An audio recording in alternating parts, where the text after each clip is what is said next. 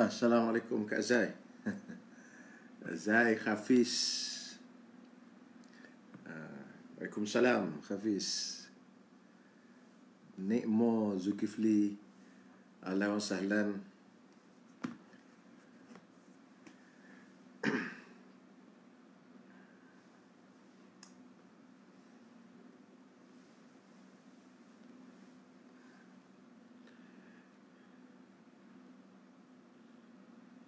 Waalaikumsalam warahmatullahi Amirul Ashraf. Waalaikumsalam Akmal dan sahabat-sahabat yang lain. Okey, insya-Allah saya rasa kita boleh mula dah. Kita ada lebih kurang rakan usrah kita lebih kurang sekarang ni berapa? 14 orang, 15 orang. Okey tu, insya-Allah. Bismillahirrahmanirrahim. Alhamdulillahirabbil alamin. Wassalatu wassalamu ala ashrafil anbiya'i wal mursalin Nabiyyina Muhammad ibn Abdullah wa ala alihi wa sahbihi wa man wala. Rabbi shrah li sadri wa yassir li amri wahlul 'uqdatam min lisani yafqahu qawli. Subhanaka la ilma lana illa ma 'allamtana innaka antal alimul hakim. Allahumma fakkihna fid din wa 'allimna at-ta'wil. ولا حول ولا قوة إلا بالله العلي العظيم أما بعد. Alhamdulillah, segala puji dan syukur kita rafa'kan kehadrat Allah Subhanahu Wa Taala pada malam ni dapat kita bertemu sekali lagi dalam kuliah untuk sesi yang ke-9 malam ni menggunakan kitab Safinatun Najah. Mudah-mudahan kita semua diberkati dan dirahmati oleh Allah Subhanahu Wa Taala. Dan malam ni insya-Allah kita masuk kepada fasal yang seterusnya, iaitu perkara yang berkaitan dengan rukun tayamum. Jadi tayamum ni walaupun dahulu kita rasa tak penting sangat, tapi hari ni amat penting bagi kita kerana kadang-kadang kita terpaksa masuk hospital, pakai semen, pakai belat, pakai drip dan sebagainya. Maka pada waktu itu kita perlu memahami hukum-hukum yang berkaitan dengan masalah tayamum. Baik, insya-Allah malam ni kita sambung pada fasal yang seterusnya, itu perkara yang berkaitan dengan rukun tayamum. Qala al-musannif rahimahullah ta'ala wa nafa'ana bi ulumihi wa bi barakatihi fi ad-darain amin. Faslun furudut tayammumi khamsatun. Al-awwalu naqlu at-turabi. الثاني النية. الثالث مسح الوجه. الرابع مسح اليدين إلى المرفقين. الخامس الترتيب بين المسحتين. Kata pengarang, rukun tayamum itu ada 5. Yang pertama, memindahkan tanah. Yang kedua, niat. Yang ketiga, menyapu muka. Yang keempat, menyapu kedua belah tangan sampai ke siku. Dan yang kelima, iaitu tertib di antara dua sapuan tadi. Tuan-tuan yang dirahmati Allah Subhanahu Wa Taala, pada malam ni insya-Allah kita akan bincangkan perkara yang berkaitan dengan rukun tayamum. Kita mulakan dengan rukun tayamum. Rukun tayamum yang pertama iaitu memindahkan tanah. Jadi debu tanah tadi perlu dipindahkan. Sama ada kita pindah tadi menggunakan anggota kita, tangan kita, kemudian kita pindah sapu ke muka, ataupun kita terus berguling dalam tanah dengan muka kita, dan kita berguling dengan muka tadi, lekat debu kat tanah pun dikira pindah, dan kita, bila lekat baru kita sapu. Ataupun kita duduk di tengah angin yang bertiup, kita tadah muka kita dan angin bawa debu dan lekat di muka kita, maka kita pun sapu. Semua itu dikira memindahkan debu ke muka. Okey, termasuk dalam kategori memindahkan debu ke muka. Tetapi kalau kita naik motor, katakanlah kita naik motor, kita tak pakai penutup muka ni, kemudian kita balik, kita tengok ada debu di muka kita, kemudian kita pun terus tayamum dengan debu tadi, maka masa debu tu melekat, bukan kita niat untuk pindahkan debu itu ke muka, maka dia tidak boleh guna debu itu untuk tayamum. Maka kena ambil semula, bawa lekat di tangan, baru pindahkan balik, barulah boleh barulah boleh dijadikan sebagai tayamum, debu yang untuk tayamum. Jadi rukun yang pertama, kena pindahkan debu itu. Okey, pindah. Baik. Rukun yang kedua, niat. Jadi niat ni ada dua perbahasan. Yang pertama, di manakah kena niat? Yang kedua, macam mana cara niat. Okey, insya-Allah. Jadi pertama, di manakah kena niat? Niat ini mesti kena niat pada waktu mula nak pindah debu tanah tadi. Misal kata debu tanah ada di meja kita ni, kita tepuk. Masa kita tepuk tu, nak pindah tu, nak angkat pindah, maka kita niat. Di situ tempat niatnya. Okey. Kemudian, bila kita angkat, nak ke muka ini, maka kalau kita kena kekalkan. Kekalkan niat tu, jangan bagi hilang sampailah kita sapu di muka. Okey. Bila kita kekalkan niat tadi, bila kita tepuk, masa kita tepuk tadi, nak pindahkan tadi, kita niat. Lepas tu kita angkat nak pindah ke muka, kita kekalkan niat tadi, tak hilang niat, dan kita sapu ke muka. Ini tak ada masalah. Ini tidak ada khilaf, sah tayamum kita. Cuma isunya kalau kita tepuk, lepas pada kita tepuk tadi, kita niat dan tepuk, kita niat. Lepas pada kita niat, kita angkat. Masa kita nak sapu ke muka tu, hilang niat. Ini masalah sikit. Okay. Tetapi mengikut ulama, kalau dia hilang ataupun belum kita sapu ke muka, kita terkentut berhadas. Okey? Kalau sebahagian ulama, kalau macam-macam tu, kita kena start balik, pindah balik. Pasal kita pindah tu dia termasuk dalam rukun. Bila kata berhadas, terkentut ke apa semua, batal lah perpindahan tadi, kena buat pindahan balik. Tetapi ada sebahagian ulama kata tak ada masalah, walaupun hilang ataupun batal, terkentut dan sebagainya, perbaharukan niat saja. Dah pindah tadi, perbaharukan niat. Saja aku bertayamum untuk mengharuskan solat kerana Allah Ta'ala. Ketika duduk macam ni, kemudian sambung terus sapu di muka. Okey? Saya ingat tuan-tuan semua jelas Isu yang pertama, masa kita tepuk, kita niat. Okey? Niat, saja aku bertayamum kerana mengharuskan solat kerana Allah Ta'ala. Kita angkat, jangan bagi hilang sampai masuk sapu ke muka. Ini tak ada masalah, tak ada khilaf, sah. Bila kita tepuk, saja aku bertayamum untuk mengharuskan salat kerana Allah Ta'ala. Bila kita angkat, dalam keadaan kita angkat tu, belum sampai debu tu ke muka, hilang niat. Ataupun batal, terkentut. Kan? Berlaku benda-benda yang ada, kentut. Terkentut lah, keluar kentut. Okey? Adakah boleh kita teruskan sapu ke muka? Atau kita kena start tepuk balik, atau kita kena perbaharukan niat? Sebahagian ulama kata kena start tepuk balik. Sebahagian ulama kata boleh perbaharukan niat di situ. Belum sapu tadi, hilang niat ataupun terkentut, baharukan semula, saja aku bertayamum kerana Allah Subhanahu Taala. Tetapi kalau tak buat dua-dua tadi, perbaharukan niat pun tak, tepuk semula pun tak, tayamum tu tidak sah. Tayamum tu tidak sah. Tambah-tambah kalau masa sapu tu tak ada niat, lagilah. Jadi untuk keluar daripada khilaf, senang cerita, okey, kalaulah kita kata kita angkat tadi, nak sapu, hilang niat, maka kita tepuk baliklah semula dan kita sapu ke muka, jangan bagi hilang niat. Semasa dalam perjalanan tu jangan bagi hilang niat dan sapu ke muka. Itu tak ada khilaf. Yang kedua, macam mana cara niatnya? Niatnya sahaja aku bertayamum untuk mengharuskan solat fardu. Itu yang pertama. Yang nombor dua, sahaja aku bertayamum untuk mengharuskan solat sunat. Nombor dua. Yang ketiga, sahaja aku bertayamum untuk mengharuskan pegang mushaf dan sebagainya, sujud sejadah dan sebagainya.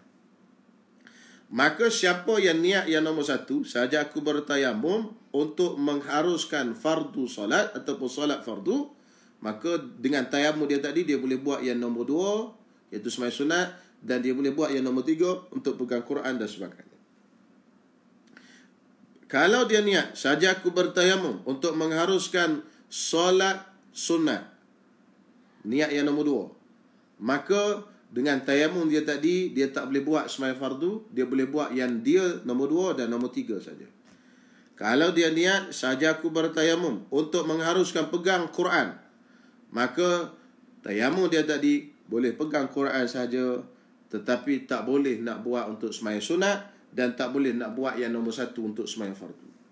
Jadi itu dia punya detail. Jadi senangnya apa? Niatnya sajaku bertayamum untuk mengharuskan solat fardu. Dengan niat macam tu, semua benda-benda boleh buat belaka selain daripada sembahyang fardu. Tapi untuk sembahyang fardu, satu saja. Satu tayamum, satu fardu. Okey? Lepas tu sembahyang sunat boleh buat belaka. Itu cara niat. Jadi yang nombor 2, nombor 3 tu sebagai ilmiah sajalah. Jadi tak payahlah kita niat macam tu. Sebab kalau kita niat yang tu, kita tak boleh buat yang sembahyang fardu. Dengan niat sajaku bertayamum untuk mengharuskan solat fardu, maka semua yang nombor 2 dan nombor 3, peringkat kedua, ketiga tadi, boleh kita buat belaka. Saya ingat tuan-tuan semua? Jelas Kalau tak jelas boleh tanya. Baik, itu rukun yang kedua iaitu niat. Saya telah sebutkan di mana nak niat. Niatnya masa tepuk dan jaga bagi hilang sampai sapu muka. Yang kedua, bagaimana cara niat? Tadi cara niatnya, sajaku bertayamum untuk mengharuskan, kena ada kalimah, untuk mengharuskan solat fardu. Sebab dia mengharuskan solat saja. Dia bukan mengangkat hadas. Hadas tu ada lagi. Cuma dia membolehkan sembahyang. Mengharuskan maksudnya membolehkan sembahyang. Baik, selesai. Rukun yang ketiga iaitu mashul wajhi, sapu muka dengan debu tanah tadi. Dan rukun yang keempat, mashul yadaini ilal mirfaqaini, sapu kedua belah tangan sampai ke siku. Sampai ke siku. Ini mazhab Syafi'i yang muktamad, sapu macam baik sembahyang. Okey?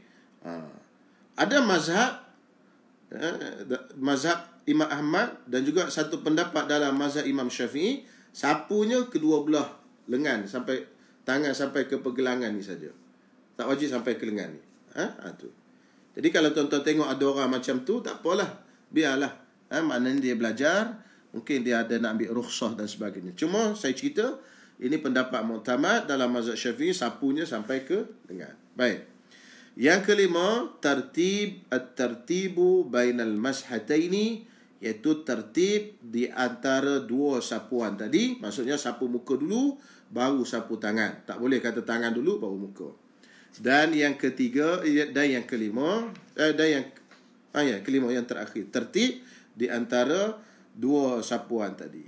Okey, selesai. Tuan-tuan semua. Itu bab tayamum. Jadi cara nak tayamum macam ni, saya tunjuk tuan-tuan tengok elok-elok, saya tunjuk. Baik, sekarang ni ada tanah di sini depan kita. Okey. Kita tepuk. Okey, kita tepuk. Kemudian kita angkat. Dan kita ketepikan. Nak di situ pun tak apa. Okey, kita tepi, kita tepuk. Masa kita tepuk semula-semula katanya. Kita tepuk dan kita niat. Sajaku bertayamum untuk mengharuskan solat fardu. Niat yang nombor 1 tadi.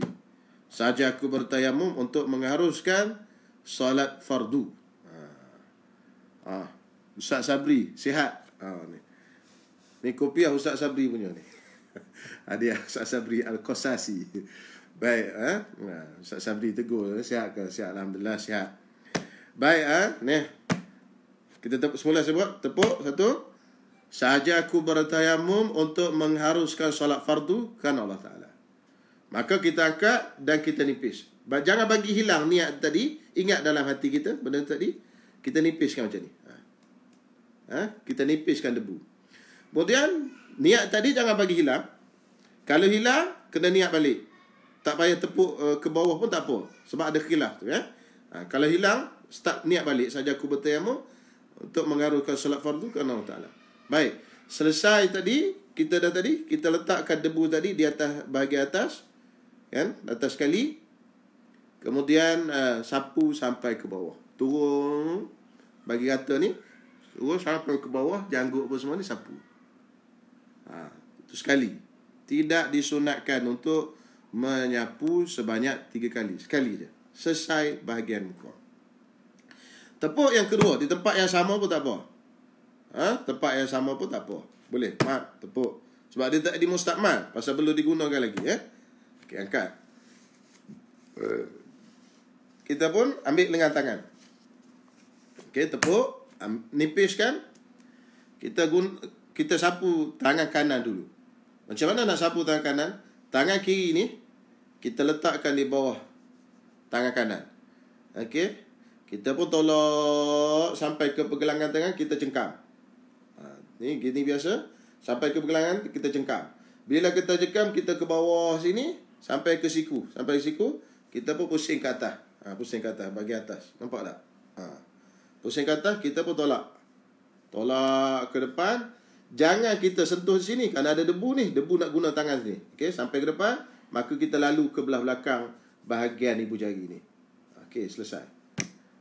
Kemudian, kita buka lah. Jam, cincin semua buka lah. Cincin pada sapuan yang pertama sunat buka, pada sapuan yang kedua wajib dibuka. Pasal nak sapu tangan. Okey, baik. Kita pun letak pada tangan kiri, kita pun tolak sampai sini, cengkam. Ibu jari ni jangan bagi kena lagi, sebab ada debu kat sini untuk kita lalu di sini. Okey, kita pun cengkam sikit sampai ke pergelangan tangan. Pergelangan tangan sampai ke siku ni, pusing ke atas, tolak ke depan sampai lalu ke belakang ni. Sampai lalu ke belakang. Okey, selesai. Kemudian kita pun depan ni, untuk tapak tangan, depan macam ni. Last, habislah. Selesailah tayamum kita. Itu je tayamum. Niat tadi ketika tepuk tadi. Kemudian akal dan sapu di muka. Boleh tuan-tuan semua? Jelas? Itulah cara ataupun kaifiat bertayamum. Kemudian sebelum saya masuk kepada perkara yang membatalkan tayamum, saya janji malam tadi untuk ceritakan kepada kita semua yang ada di live ini malam ni berkenaan dengan situasi kalau kita pakai pembalut. Okey, kalau kita pakai pembalut, semen dan sebagainya. Maka tuan-tuan semua, dalam mazhab Syafi'i ini dia special sikit, dia lain sikit daripada apa yang kemungkinan daripada apa yang kita biasa dengar. Mungkin yang tuan-tuan dah dengar dah, tak ada masalah lah. Cuma mungkin yang tak biasa dengar lagi, dengar elok-elok lah. Okey, baik. Kalau kita sekarang ni kita pakai semen, pakai balut dan pakai apa, jadi yang pertama sekali kita kena buka kalau kita boleh buka. Tapi kalau tak boleh buka, tak apalah.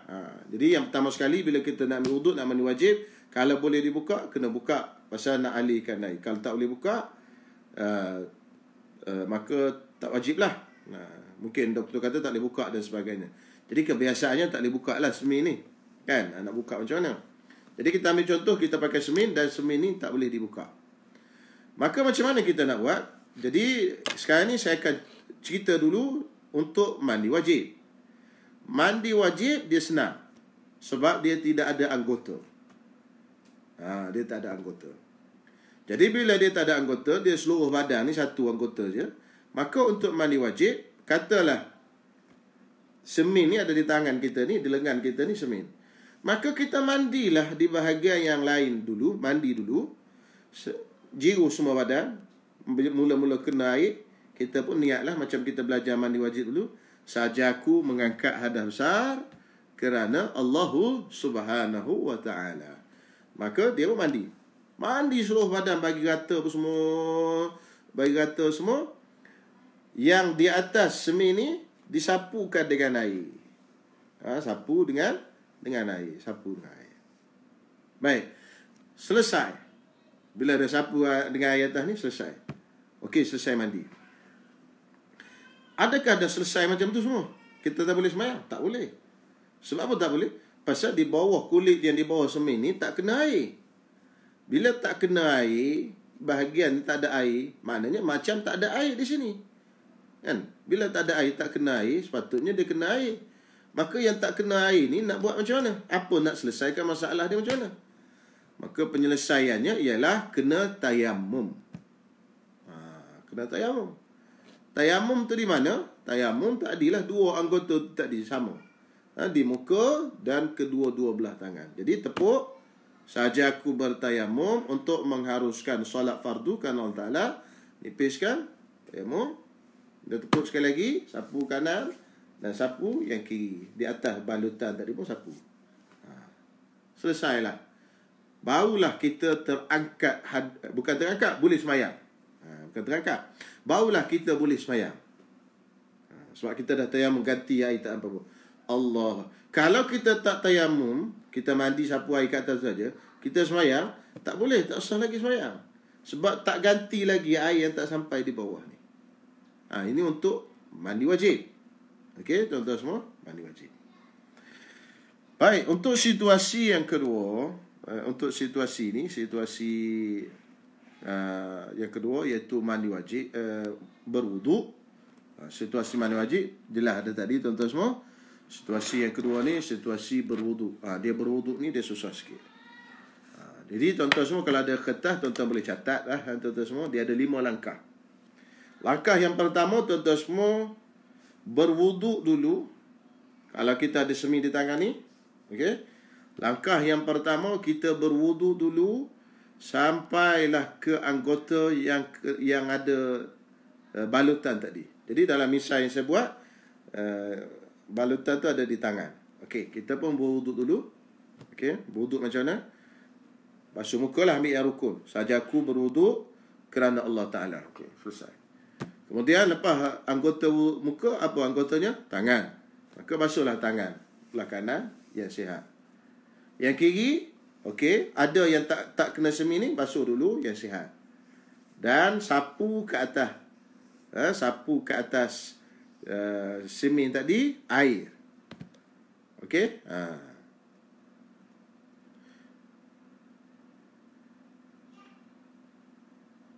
Boleh? Tuan-tuan semua? Jadi, dia punya step yang macam ni. Step yang senang sikit. Pertama, berwuduk hingga sampai ke anggota yang ada pembalut tadi. Wuduk dulu, basuh muka. Sampai ke anggota tangan. Okey? Sampai ke anggota tangan. Basuh muka dulu. Sampai ke anggota tangan. Okey, di tangan kita ni ada semir. Okey? Mana kita nak buat? Kita boleh buat 2 pilihan. Kita basuh dulu. Pun boleh. Yang kedua, kalau kita tak nak basuh dulu, kita tayamum dulu. Tayamum dulu lebih sesuai kot. Sebab bila kita tayamum ada debu, lepas tu kita basuh, hilang debu tadi. Okey, boleh. Jadi kita basuh muka.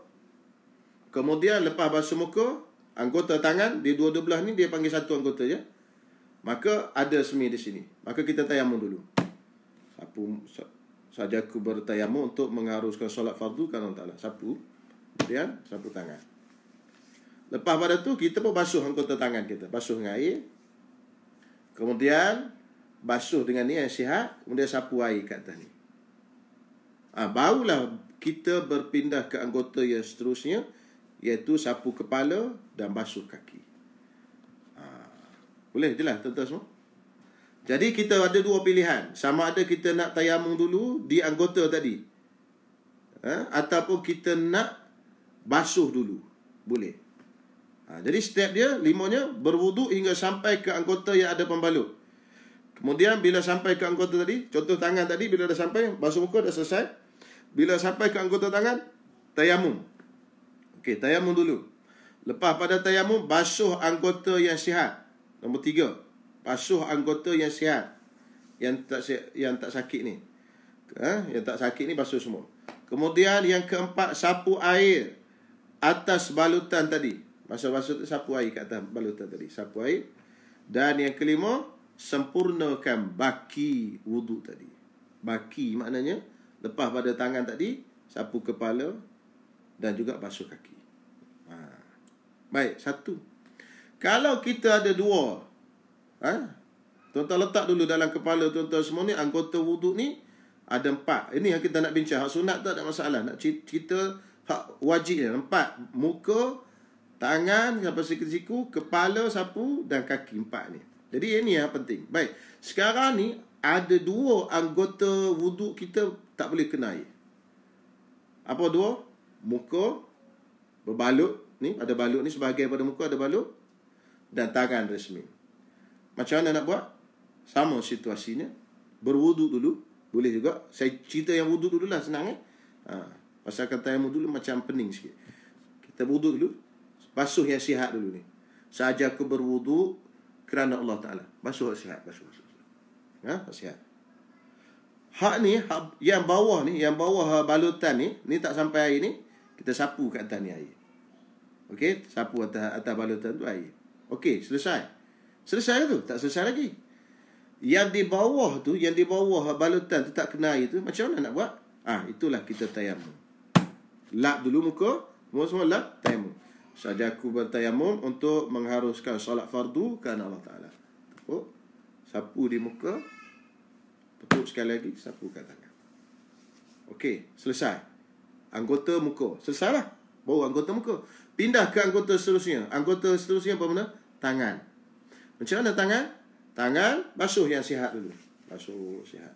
Basuh yang sihat. Sapu ke atas yang berbalut tadi. Okey. Selesai ke? Tak selesai lagi. Kenapa? Kerana yang di bawah balutan tadi ni, bawah balutan ni tak sampai air. Macam mana? Kena ganti dengan tayamum. Maka kita pun lap tayamum. Saja aku bertayamum untuk mengharuskan solat fardu kerana Allah Ta'ala. Sapu muka, sapu tangan. Selesai.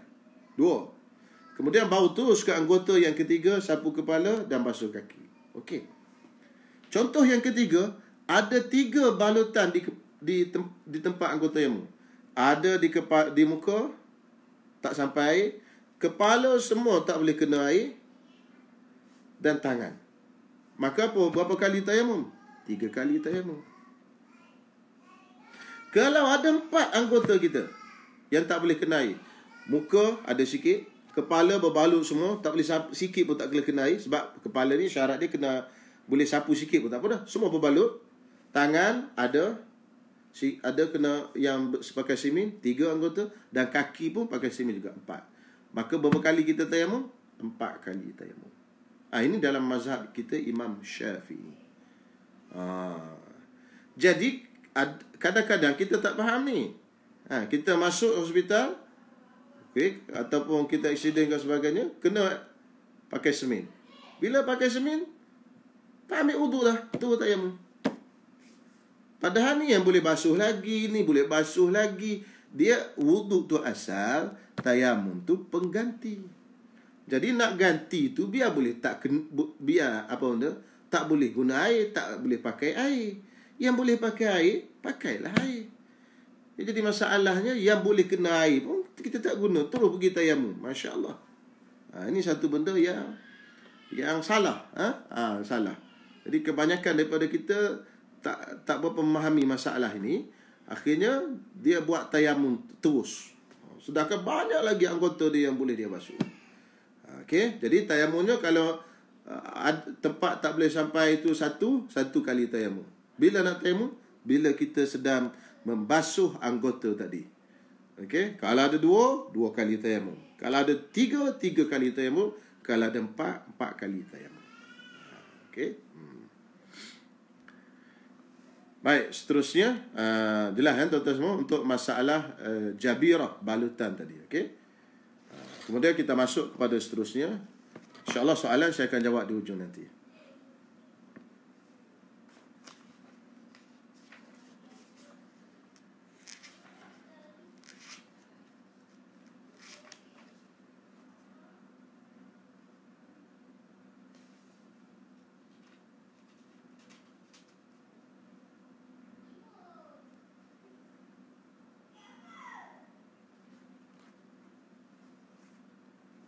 Baik, malam kita sambung lagi insya-Allah, masa masih ada lagi.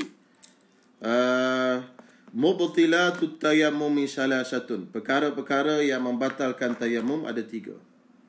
Yang pertama, ma abtalal wudu'a, perkara yang membatalkan wuduk. Apa sahaja yang membatalkan wuduk, batallah tayamum. Apa yang membatalkan wuduk? Kita dah belajar dulu, itu ada 4. Yang pertama, keluar sesuatu daripada 2 jalan. Okey, tuan-tuan ingat ni kena letak dalam kepala kita ni semua, tuan-tuan semua. Benda ni, benda fardu ain. Keluar sesuatu daripada 2 jalan, yang pertama. Yang kedua, apa benda? Hilang akal dengan sebab gila, pitam dan sebagainya, hilang akal. Melainkan tidur yang tetap papa punggung, kedua. Yang ketiga, bersentuhan kulit lelaki dan perempuan yang bukan mahram keduanya, yang besar kedua-duanya, tanpa berlapik. Dan yang keempat, menyentuh kubul dan dubur anak Adam. Empat ni berlaku, batal lah wuduk dan juga batal lah tayamum. Jadi apa yang membatalkan wuduk? Batal lah tayamum. Tadi dalam page saya tulis ada benda yang berlaku perkara membatalkan wuduk tapi tidak membatalkan tayamum. Apa benda? Jadi ada ramai yang jawab betul lah, kan? Antaranya iaitu tayamum untuk mandi wajib lah. Tayamum untuk mandi wajib. Jadi dia mandi wajib, ganti mandi wajib. Bukan ganti tayamum, ganti apa benda wuduk. Tayamum yang ganti mandi wajib.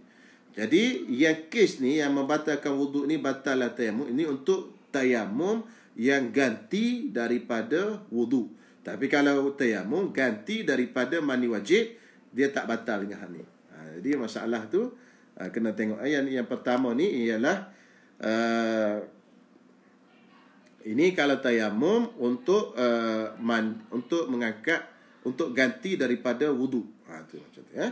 Kalau tayamum ganti daripada hadas besar, itu mandi wajib, ini tak batal dengan perkara ini. Jadi tuan-tuan catatlah, yang tuan-tuan ada kitab catat.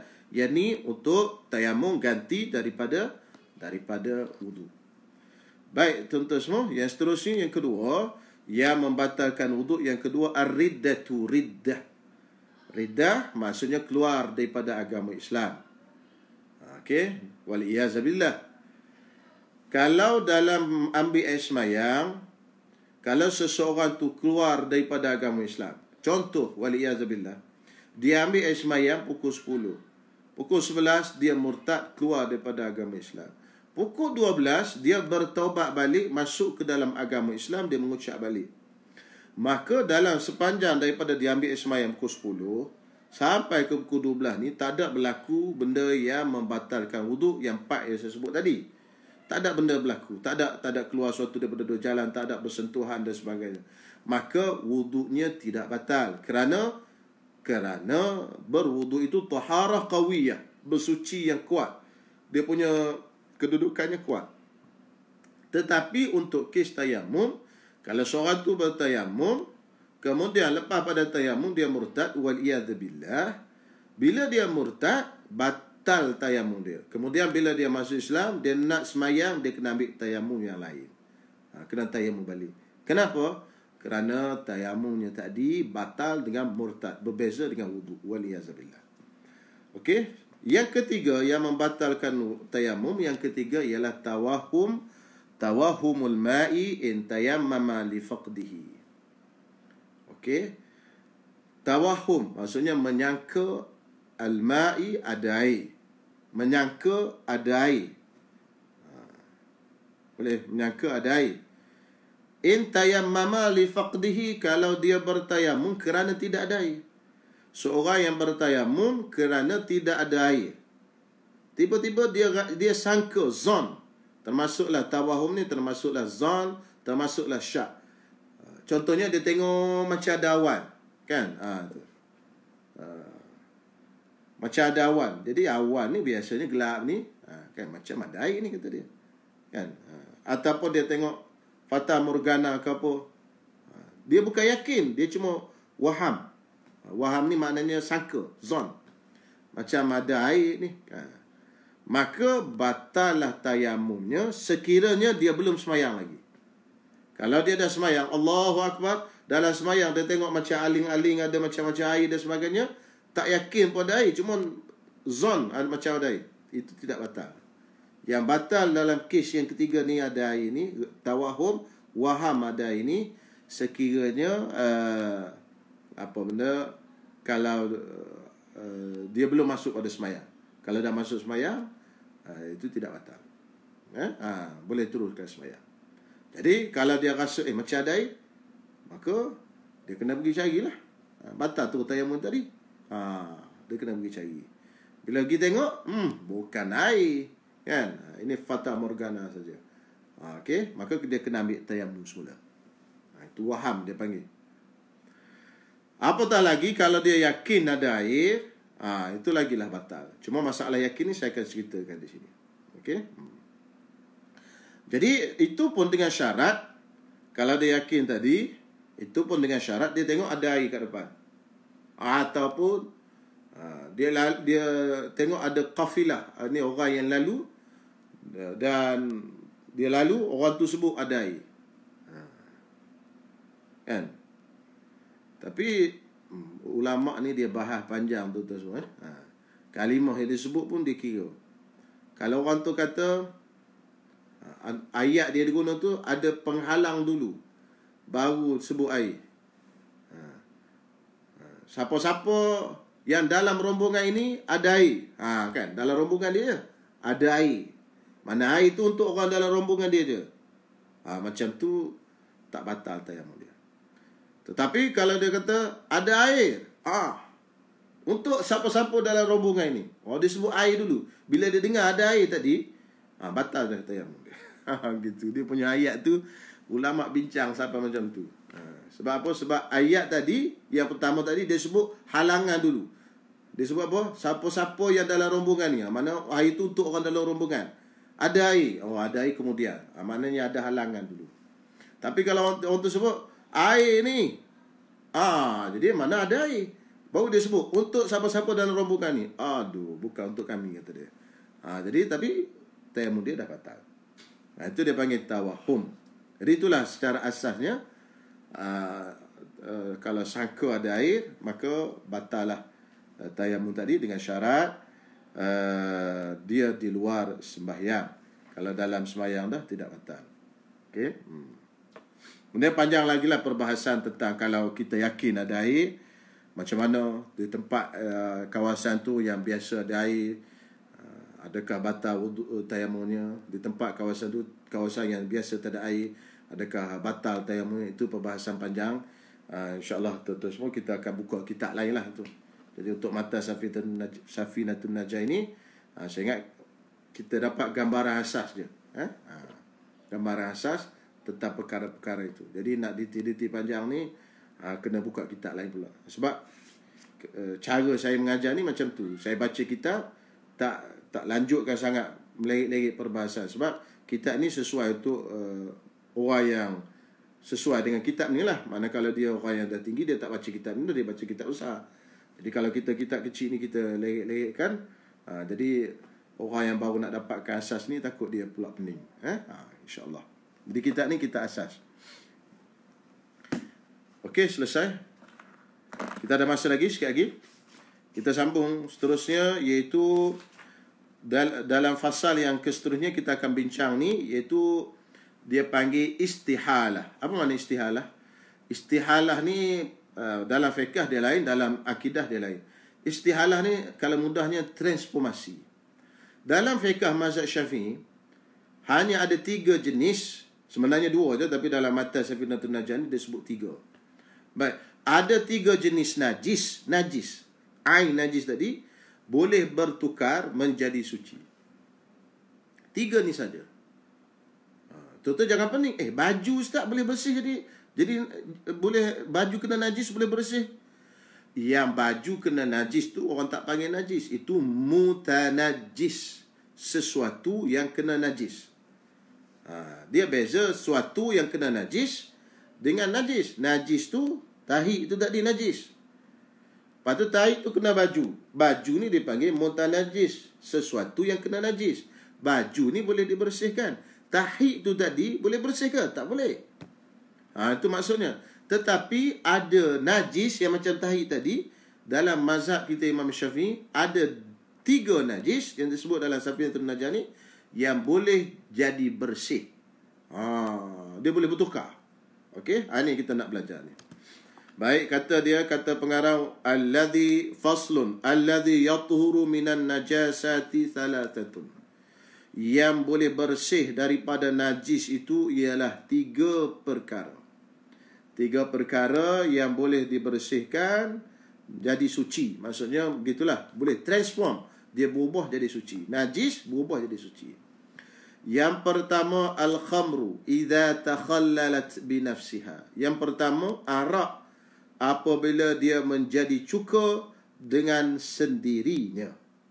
Apabila dia menjadi cuka dengan sendirinya.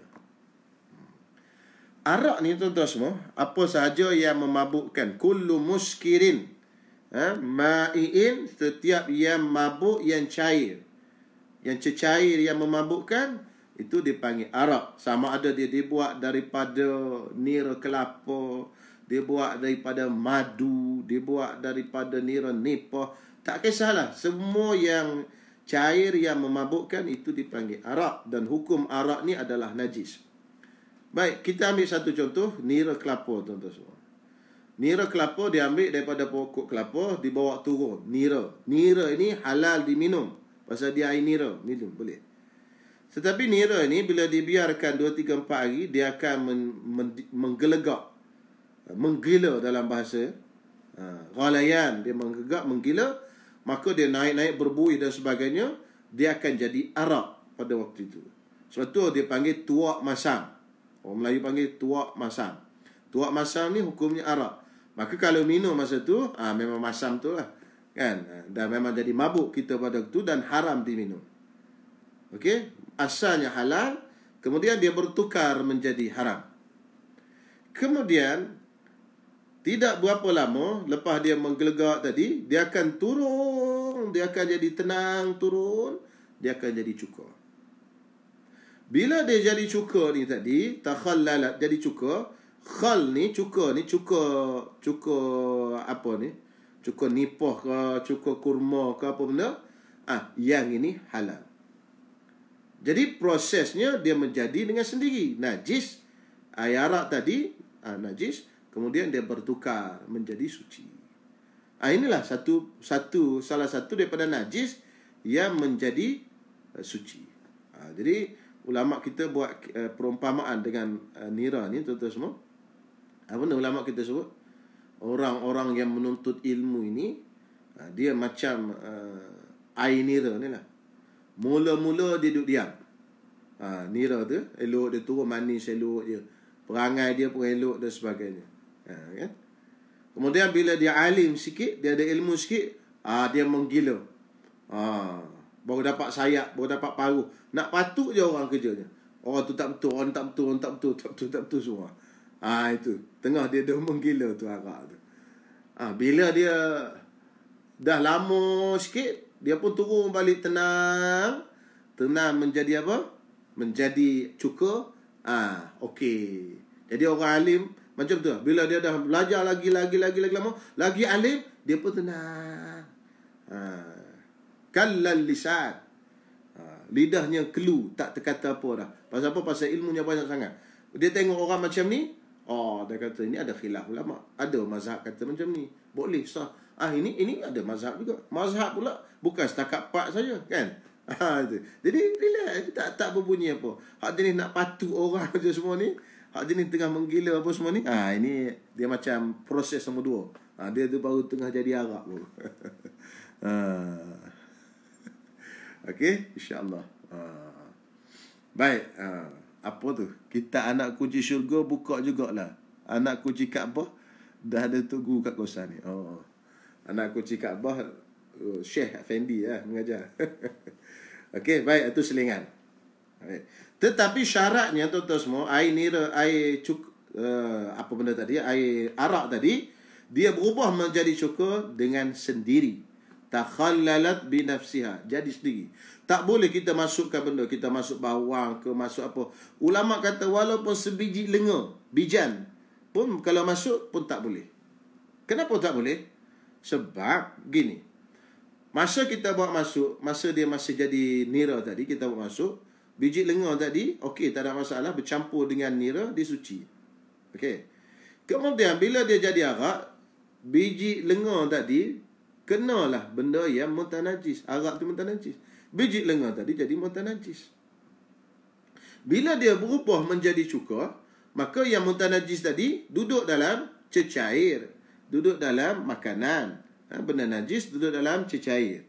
Maka semua itu akan jadi najis. Benda yang ada najis. Contoh macam makanan kita lah jatuh najis. Kan? Jadilah semua itu jadi mutanajis. Jadi tak boleh lah. Mesti jadi dengan sendiri, tanpa kita proses, tanpa kita buat, tanpa kita masukkan sesuatu. Okey, yang pertama. Yang kedua, benda yang boleh jadi suci iaitu belulang. Wajildul maitati idza dubigha. Belulang. Belulang ni kulit. Kulit Kulit apa? Kulit bangkai. Binatang ni dia ada dua jenis kulit. Kulit bangkai, kulit binatang yang suci. Bangkai ni macam mana? Kulit tadi diambil daripada bangkai. Okey? Kulit yang suci macam mana? Kulit tadi diambil daripada binatang yang disembelih. Binatang tu disembelih. Dah sembelih, sucilah dia. Maka semuanya suci belakalah. Kulit pun suci. Ini tak ada masalah. Sekarang ni kulit yang bangkai. Kita jumpa binatang, kambing ke apa mati, lembu ke apa, kita pun lapah. Ambil kulit itu tadi. Kulit tadi tu najis. Sebab binatang tadi, sekor tu semua najis belaka. Termasuk tanduk dia, daging dia semua najis. Cuma kulit ni ada pengecualian. Kenapa? Nabi sebut ayyuma ihabin dubigha faqad tahura. Mana-mana kulit yang disamak, maka bersihlah. Jadi kita ambil kulit tadi, kita pun baliklah samak. Guna tawas, guna taik burung, guna apa, bulu apa semua hilang, tinggal kulit saja. Maka kulit tadi boleh lepas kita samak apa semua tadi jadi benda yang mutanajis. Kemudian kita basuh sekali dengan air, bersihlah dia. Suci. Walaupun asal kulit itu tadi adalah najis. Jadi boleh berubah jadi suci kulit. Jadi pemprosesan kulit tu boleh, insya-Allah. Kalau tuan-tuan dapat kulit lembu mati ke apa, kalau tuan-tuan pandai proses kulit, boleh lapah lembu tu. Kan? Jadi kalau kita tengok orang melapah tu, tengok dia ni lapah kulit lembu ni buat apa? Mungkinlah dia nak ambil kulit. Tapi kalau dia lapah-lapah, ambil daging pergi jual kat kedai, itu tak boleh. Haram. Pasal apa? Pasal lembu tadi dah jadi bangkai. Dia jual kat kedai. Ini jadi masalah ni. Akhir zaman ni kadang-kadang ada orang yang tak amanan. Lembu mati di langgar lori apa semua, dia lapar-lapar pergi sangkut kat kedai jual. Jual murah-murah ni. Nak habis lagi ni, nak habis dagingnya. Padahal dia lembu mati. Kita beli makan bangkai kita. Allah. Itulah masalah sikit. Baik, yang seterusnya, yang seterusnya, yang terakhir, wama sara hayawanan. Yang ini suatu yang menjadi haiwan. Maksudnya najis yang menjadi haiwan. Jadi yang disebut oleh ulama yang ketiga ini, kebanyakan ulama masa kini kata dia yang ketiga ni sebenarnya tak termasuk dalam kategori najis. Kan? Jadi yang ketiga ini maksudnya macam ni. Contohlah, lembu mati, lepas tu dah lama tadi jadi bangkai, mati bangkai, kemudian dah lama dia berulat. Ulat tadi dia keluar, ulat tadi dia keluar ulat tadi. Ulat tadi dihukumkan sebagai suci. Sebab ulat, walaupun dia terjadi daripada bangkai tadi, ulat. Bukan kata suci boleh makan. Okey, binatang yang hidup kan suci lah. Binatang hidup suci. Tetapi kalau kita perhatikan,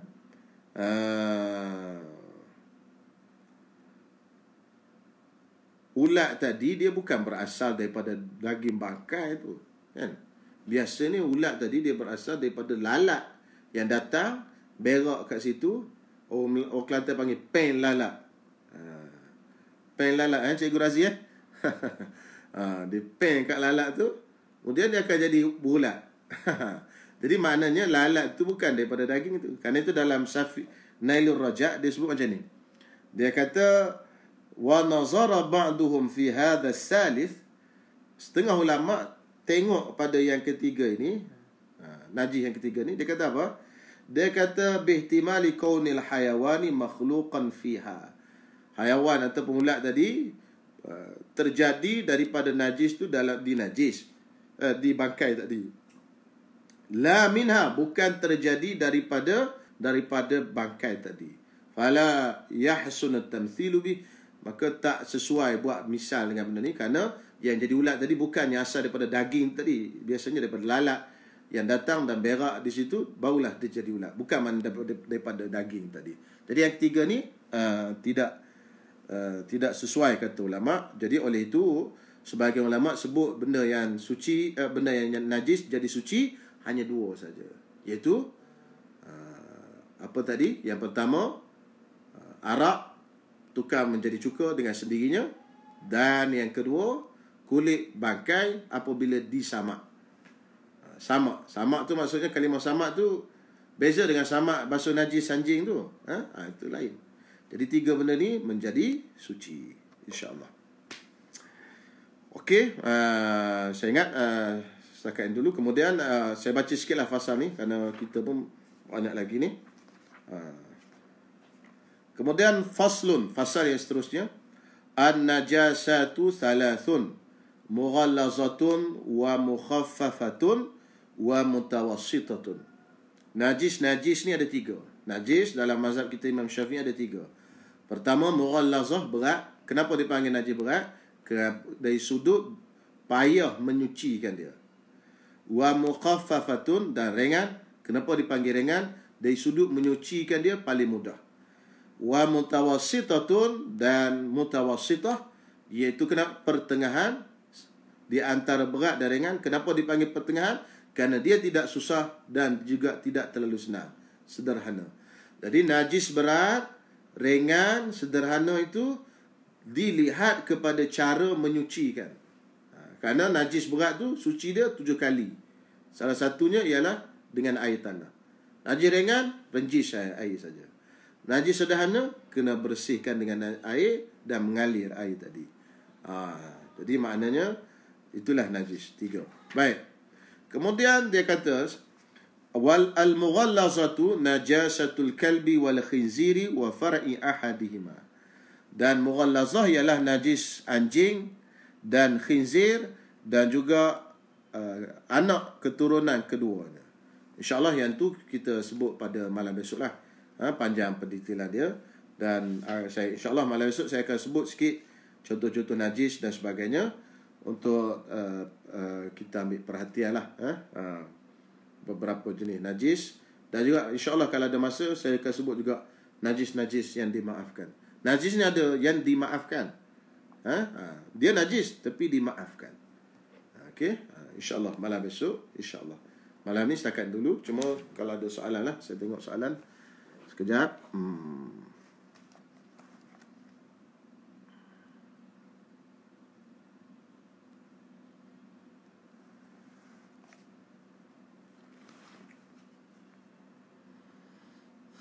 Ustaz, perlukah qada solat bagi tayamum yang mandi wajib dan wuduk tadi?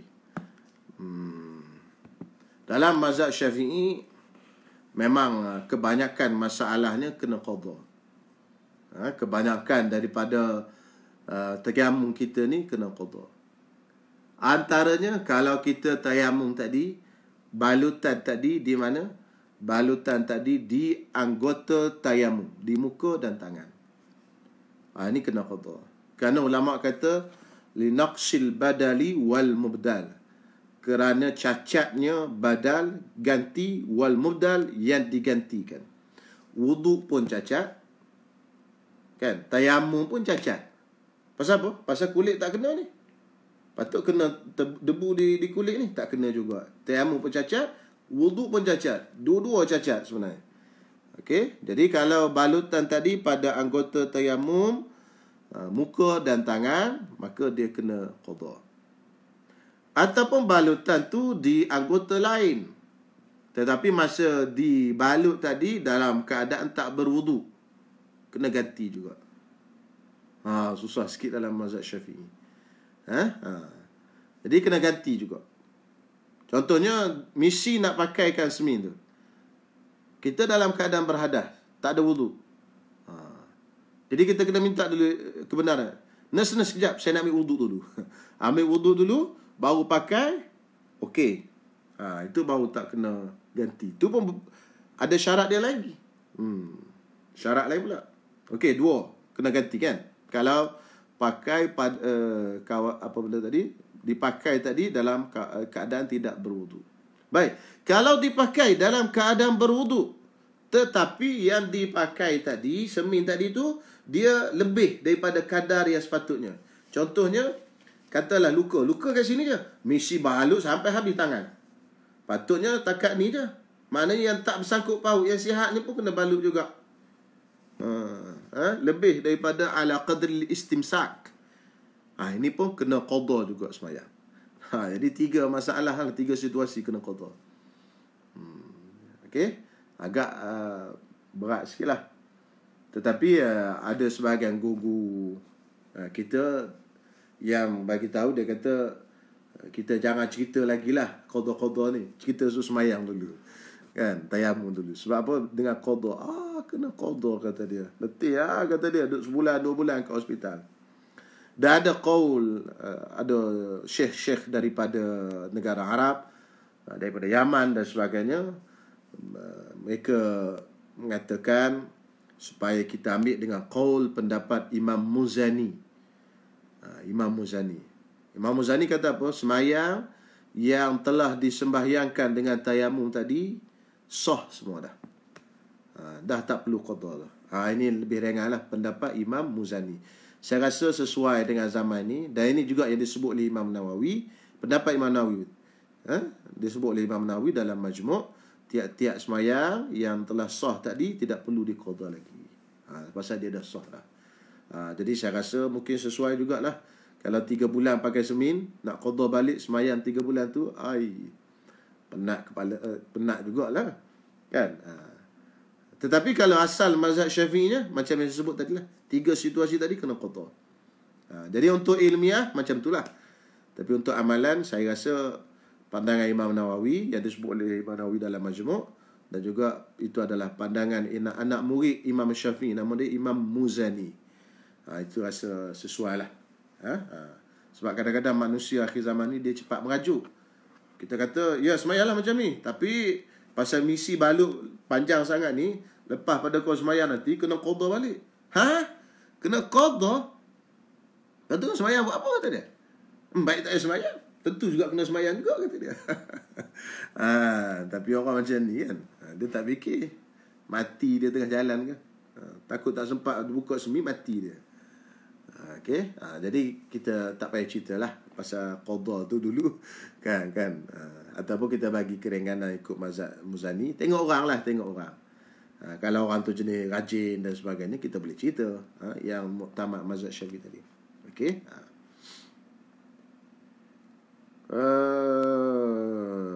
Okey.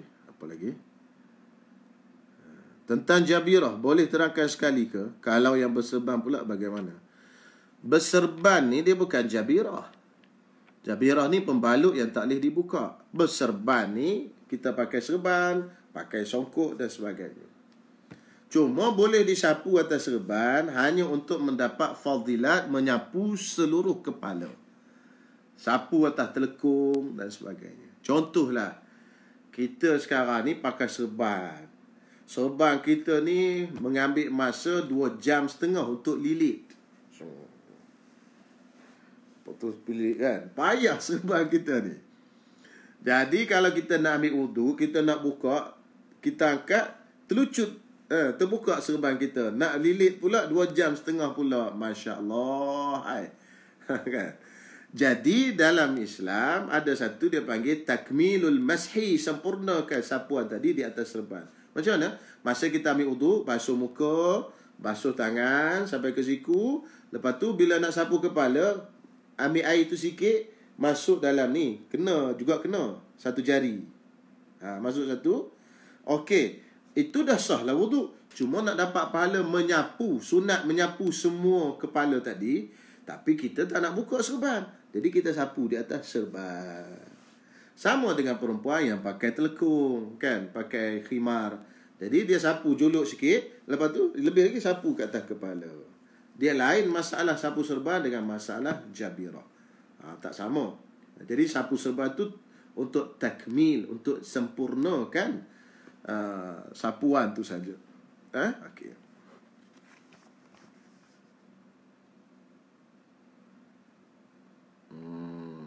Mana tadi?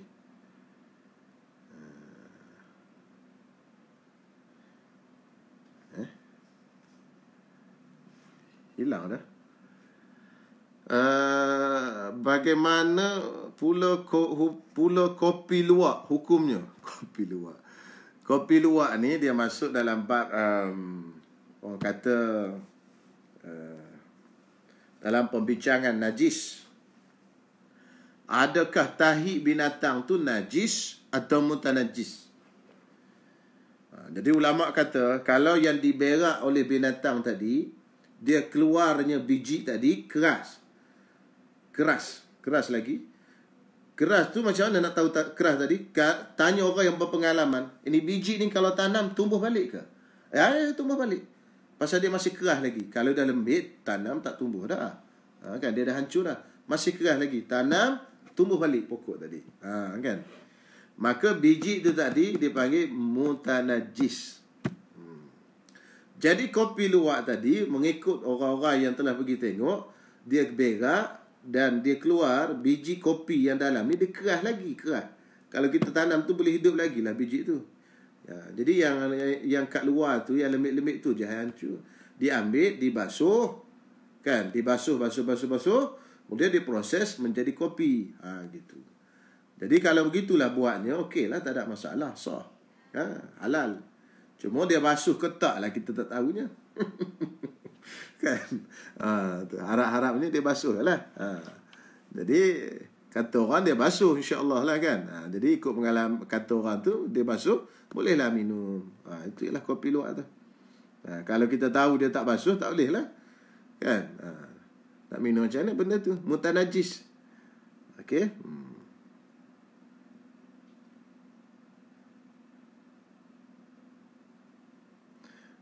Ulat sagu Sarawak, ulat mulung. Dia betul, dia tak najis. Ulat sagu Sarawak, ulat apa tak najis. Tetapi bukan tak najis tu dia boleh dimakan. Dia tak boleh makan. Ada benda yang tak najis tapi tak boleh dimakan, tuan-tuan semua. Tuan-tuan jangan ingat, tak najis boleh makan, Ustaz. Dia tu binatang yang hidup. Binatang hidup ni yang najisnya apa? Anjing dengan babi je. Ulat tak najis. Binatang hidup yang najis ialah anjing, babi dan keturunan dia. Itu saja. Kan? Jadi ulat ni dia hidup masa dia hidup. Kalau dia mati, dia jadi bangkai. Gitu je lah. Tapi makan tak boleh. Hingus kita tak najis. Tapi makan hingus tak boleh. Kan? Kehak tak najis. Makan kehak tak boleh. Kan? Ada orang kata, saya boleh makan kehak ke? Mana boleh makan? Air mani tak najis. Makan air mani, mana boleh? Hukumnya haram. Kan? Jadi maknanya, dia tak najis. Tetapi bukan kata tak najis, dia boleh dimakan. Tak. Sebab bab makanan tu dia kena tengok pula mustaqzir ataupun tak mustaqzir. Benda yang diluati, kita tengok tu rasa geli. Kan? Itu tak boleh makan. Walaupun hingus kita, kahak kita tak najis, tapi benda tu benda yang diluati. Bila kita tengok, tak mau. Itu tak boleh makan juga. Okey. Bagaimana bangkai khizi yang terjatuh dalam tasik kemudian hancur sebati dengan air tasik itu? Adakah dikira istihalah? Tasik tu tadi tu, kan, berapa kolah, kan, tasik. Kan kita dah belajar air sikit, air banyak, jatuh najis, tak berubah warna, bau dan rasa, tak jadi najis. Air tu tak jadi air mutanajis. Kalau yang berubah warna, bau dan rasa, kalau dibuang najis tu, tak ada meninggalkan air tu, tidak berubah warna, bau dan rasa, tak ada jadi mutanajis. Sebab apa? Tasik. Tasik tu kan besar. Kalau jatuh dalam kolam rumah kita tu, betul lah mati. Semua air tu semua tu jadi mutanajis. Pasal apa? Pasal air tadi tu air sikit kolam rumah kita, jadi mutanajis semua lah. Kan? Jadi dia tak boleh jadi istihalah. Istihalah dua tu tadi je. Babi masuk jatuh dalam air, lepas tu hancur gitu, tak ada istihalah. Kalau jatuh dalam air yang sikit, maknanya mutanajis lah. Jatuh dalam kolam rumah kita. Tapi pasal apa pula babi nak jatuh dalam kolam rumah kita? Apa kerja pula masuk dalam kolam rumah kita pula? Okey. Jadi istihalah tu satu tu saja. Arak bertukar menjadi satu pula dua. Arak bertukar menjadi cuka dan juga kulit disamak jadi bersih. Yang lain tak ada istihalah dalam mazhab Syafi'i. Mazhab lain panjang cerita lagi lah. Secawan berapa ratus Ustaz Sabri? 300 apa tu? 300 RM. Oh, mahal Ya ke kopi luwak secawan 300? Wallahu alam, saya tak pernah minum lagi. Okey, yang seterusnya mana tadi? Misal Ali menyentuh isteri dalam keadaan syahwat, batal wuduk, suami tidak batal, isteri. Mazhab mana tu Ustaz? Ali menyentuh isteri dalam keadaan syahwat, batal wuduk, suami tidak batal. Macam mana Ali menyentuh isteri dalam keadaan syahwat, batal wuduk, suami tidak batal isteri. Ketika kursus haji, kalau haji ni dia lain tuan-tuan semua. Masalah haji ni dia, sebab di sana kan nak tawaf pun semua darurat. Jadi kadang-kadang muzakarah haji ni dia ambil pendapat-pendapat yang lemah, pendapat kedua, ketiga, keempat dalam mazhab Syafi'i. Jadi dalam mazhab Syafi'i sendiri pun dalam bab bersentuhan ni ada yang batal, ada yang tak batal. Tu bersentuh dengan perempuan tu ada lagi pendapat-pendapat lain. Ada yang kata bersentuhan yang kalau kita sengaja sentuh baru batal, kalau tersentuh tak batal. Pun ada juga dalam mazhab Syafi'i. Jadi oleh kerana kita sukar di kawasan tawaf tu, jadi itulah muzakarah haji dia ambil pendapat-pendapat yang lain. Tapi kalau saya bawa jemaah, saya suruh ambil pendapat Imam Hanafi tu, senang cerita. Tak batal. Ada syahwat ke tak ada syahwat ke pun semua tak batal. Itu pendapat Imam Hanafi, Imam Abu Hanifah. Kenapa? Kerana darurat. Jadi darurat ni kita tak ada masalah. Sukar, susah untuk ambil taklid pendapat yang lain. Itu disebut dalam kitab Tarshihul Mustafidin, Hasyiah Fathul Mu'in. Maknanya kalau ketika kesukaran dan sebagainya, boleh kita ambil pendapat-pendapat mazhab lain. Apatah lagi yang fatwakan itu, yang keluarkan itu adalah muzakarah haji, yang dalam tu ulama-ulama yang ramai. Okey. Masalah syak dan waswas dalam wuduk. Syak dan waswas dalam wuduk, penyelesaiannya senang je. Penyelesaian kena belajar. Orang yang waswas dan syak ni dia puncanya dia tak belajar ilmu fiqh. Kan? Pertama, bila kita basuh tu guna air. Apa nak payah air ni? Air ni dia mengalir. Kan? Tak ada masalah.